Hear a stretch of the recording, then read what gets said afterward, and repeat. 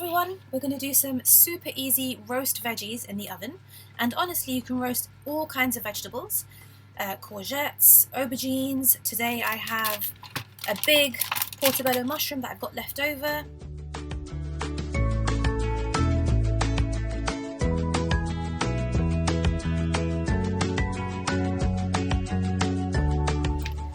The first thing I want to do is just make sure that there's no mud on it. Mushrooms, we tend not to wash them because they get soggy, but if there is a little bit of mud you can just brush it off. Because we're cooking it, we're not that worried. And we're going to chop that using the claw technique. It doesn't want to be chopped too small because we're going to lose a bit of water as we go through. So maybe 4 or 5 chunks of mushroom. There we go. And I have a little oven tray that I've lined with a bit of foil, just because it makes it easy with the washing up. Spread the mushrooms around. Mushrooms don't really require a lot of cooking, so you want to pair them with something that also doesn't require a lot of cooking. What I have here is sprouting broccoli, and the reason I'm using this is because unlike normal broccoli, which does take a little bit longer, these longer broccoli stems are actually much easier to bake. And they cook really fast, so I think they're perfect to pair with the mushrooms.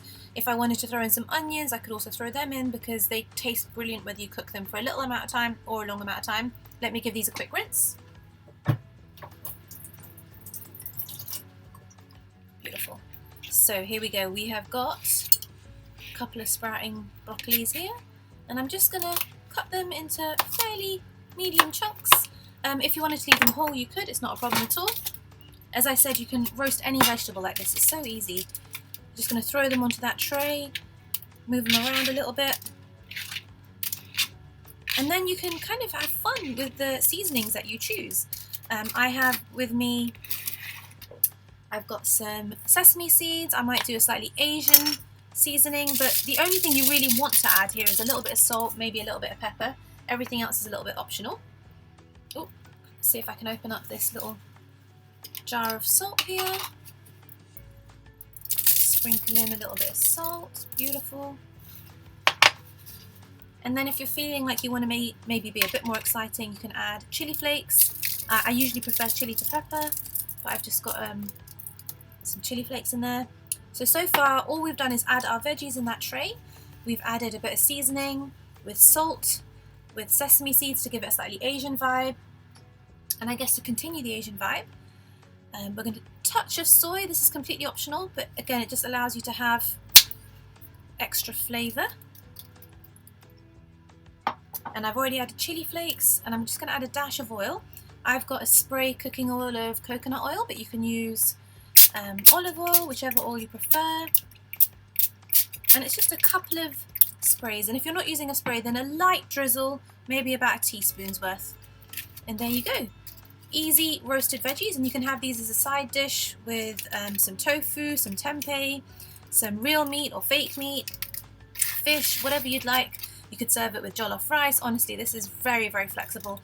I often roast veggies like this and then put them in a lasagna because I love, love, love lasagna. But I'm going to show you how this looks. Currently we've got the oven on at 200 degrees, and then I think we'll probably put it in for about 15 minutes. Keeping an eye, it may be faster, it may be slower, and then I'll show you what the veggies look like once they're sort of roasted. Lovely. See you in a sec. So these veggies are now out the oven. You can see that they've shrunk a little bit, but they look pretty to me. So what we're going to do is we're going to give them a little bit of a shake around, make sure all those seasonings have kind of mingled. Now I've just cooked for one person, so that's probably why these veggies cooked in under 10 minutes. And I kept an eye on them because I didn't want them to burn. If you were doing a portion for maybe 3 people or 4 people, you would just triple or quadruple the ingredients.